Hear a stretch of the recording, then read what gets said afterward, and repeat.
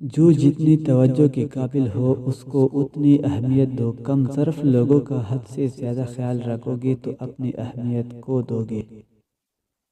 بغیر وجہ کے ضرور معاف کر دینا یہ بھی صدقہ ہے، اور ایسا صدقہ ضرور دیا کرو۔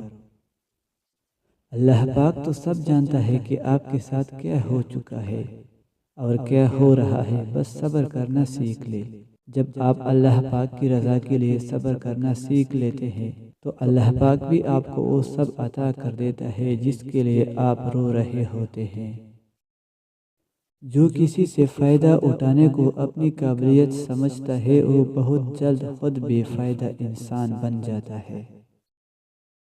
لوگ کہتے ہیں کسی ایک کے چلے جانے سے زندگی رک نہیں جاتی، لیکن ایک کوئی بھی نہیں جانتا کہ لاکھوں کی مل جانے سے بھی اس ایک کی کمی پوری نہیں ہو سکتی۔ مردوں میں بہترین مرد وہ ہے جو عورت کی ذہنی آزادی کا گلہ نہ گھونٹے، اور بہترین عورت وہ ہے جو آزاد ہونے کے باوجود اپنی حدود کا پاس رکھے اور وفا جیسے احساس کو زندہ رکھے۔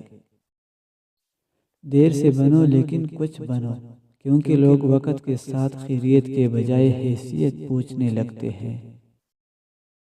زندگی آپ کو اندر سے کیسے بدل دیتی ہے، اس کا اندازہ آپ کو اچانک تب ہوتا ہے جب کبھی دل کے بہت قریب کی چیزیں بھی اہمیت کھو دیتی ہے۔ ہر جگہ بیٹھنا اور منہ مارنا کبھی کبھی مہنگا بھی پڑ جاتا ہے۔ انسان ہر شے کے بغیر رہ سکتا ہے مگر اللہ کی محبت کے بغیر نہیں رہ سکتا۔ ماں اگر ان پڑھ ہو اور پنجابی میں بات کرے تو اس کے ساتھ انگریزی نہ بولنا شروع کر دینا۔ علم تو ادب کا نام ہے۔ اللہ تعالیٰ پہلے ہمت اور طاقت دیتے ہیں، پھر ذمہ داریوں کا بوجھ۔